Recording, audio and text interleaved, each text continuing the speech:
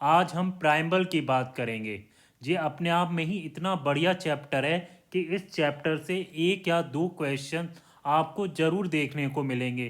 Prelims हो या mains हो, ये चैप्टर कहीं भी टपक सकता है। आज की वीडियो में हम कॉन्स्टिट्यूशन में दिखने वाले प्राइमल की बात करेंगे।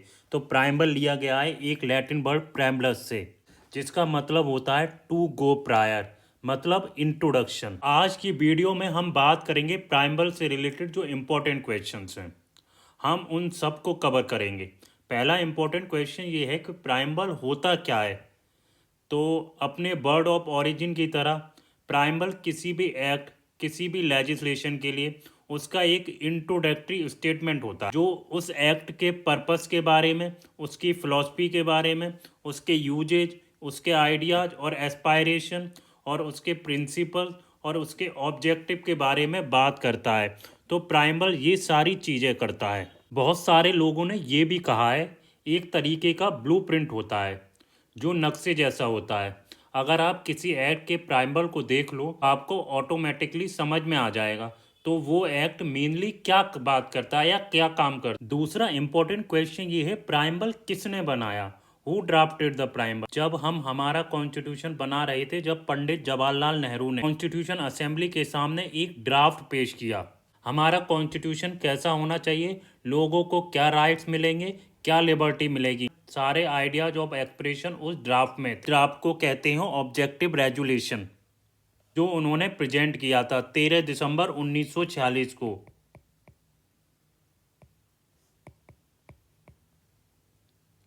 इसी ऑब्जेक्टिव रेजुलेशन को एज ए प्राइमल अडॉप्ट कर लिया गया 22 जनवरी 1947 को। जब से प्राइमल बना है उसे सिर्फ एक बार मॉडिफाइड और अमेंड किया गया है, 42 अमेंडमेंट एक्ट 1976 एक्ट के थ्रू, जिससे प्राइमल में 3 नए वर्ड जोड़े गए। ऐड किए गए वर्ड कौन कौन से हैं? Socialist, secular, integrity. अब हम प्राइमल के कुछ इंपॉर्टेंट वर्ड देखते हैं। प्राइमल में दिखने वाली पहली लाइन है, be the people of India. ये जो लाइन है इंडियन कॉन्स्टिट्यूशन के सोर्स को स्टेबलाइज करती है, पावर को स्टेबलाइज करती है। तो इस लाइन का मतलब ये हुआ, जो इंडिया का कॉन्स्टिट्यूशन है ये कोई एक्सटर्नल फोर्स या आउटसाइड पावर ने आकर नहीं बनाया है। इंडियन कॉन्स्टिट्यूशन को इंडिया के लोगों ने ही बनाया। इंडिया के लोग ही इंडियन कॉन्स्टिट्यूशन का सोर्स हैं। लोगों के बिहाफ में कॉन्स्टिट्यूएंट असेंबली ने कॉन्स्टिट्यूशन को बनाकर तैयार किया है। इंडियन कॉन्स्टिट्यूशन का सोर्स क्या हुआ? Be the people of India. इसके बाद प्राइमल में दिखने वाले 5 important word, sovereign, socialist, secular, democratic, Republic.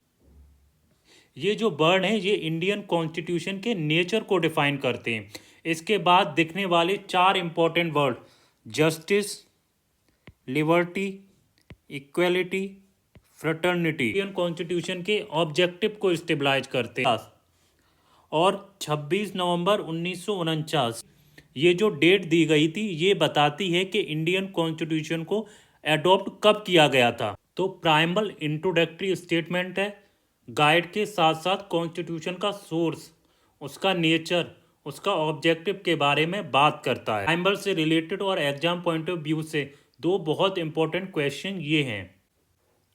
पहला क्वेश्चन ये है, क्या प्राइमल कॉन्स्टिट्यूशन का पार्ट है? हमारा पहला केस रे Berubari versus union of India.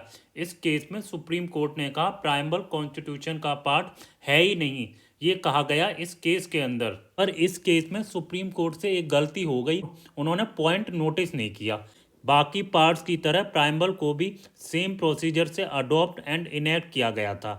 ये पॉइंट जो यहाँ पर मिस हुआ था ये ऑब्जर्व किया गया Keshavananda Bharati case versus state of Kerala के केस में, जिसमें सुप्रीम कोर्ट ने ये कहा कॉन्स्टिट्यूशन के बाकी पार्ट्स की तरह प्राइमल को भी सेम प्रोसीजर से अडॉप्ट और इनेक्ट किया गया। इसका मतलब क्या हुआ? प्राइमल भी कॉन्स्टिट्यूशन का पार्ट है, जिसमें सुप्रीम कोर्ट ने ये कहा कॉन्स्टिट्यूशन के बाकी पार्ट्स की तरह प्राइमल को भी सेम प्रोसीजर से अडॉप्ट और इनेक्ट किया गया था।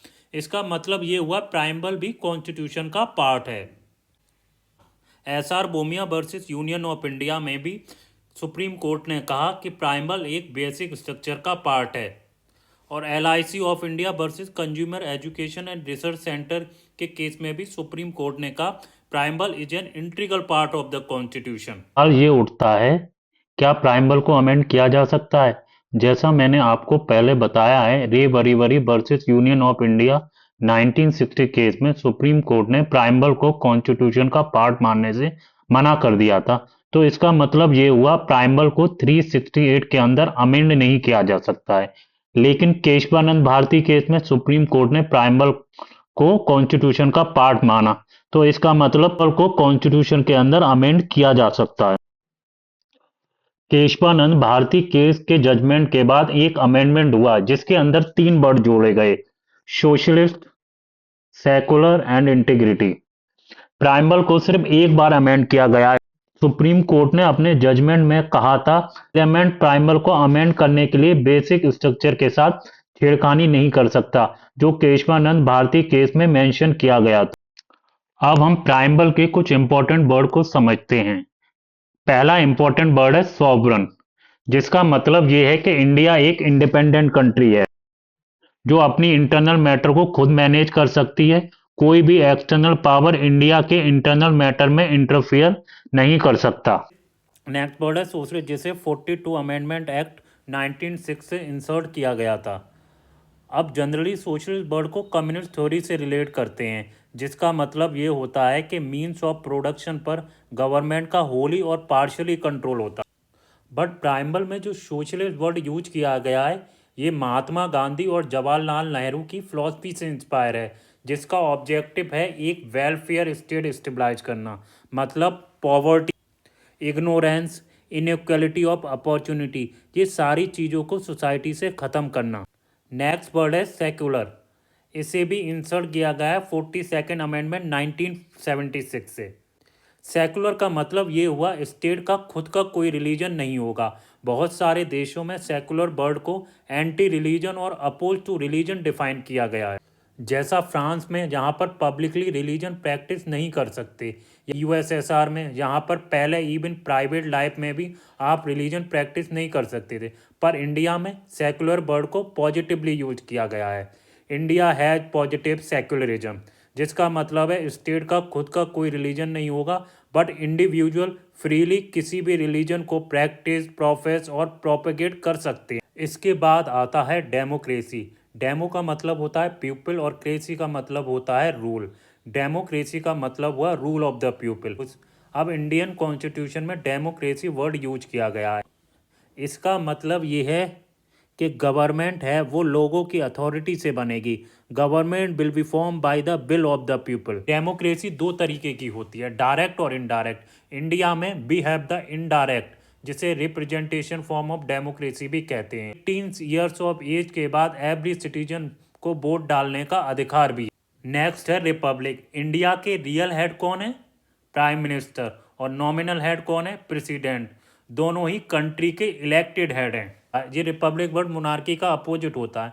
मतलब जो हेड ऑफ द स्टेट है वो इलेक्टेड है, ना कि nominated by the hereditary. Next है इक्वेलिटी। इक्वेलिटी का मतलब किसी भी सेक्शन को स्पेशल प्रिविलेज देना। सभी को एडुकेट अपॉर्चुनिटी मिलनी चाहिए बिना किसी डिस्क्रिमिनेशन करता है। Primal equality status and opportunity की बात करता है।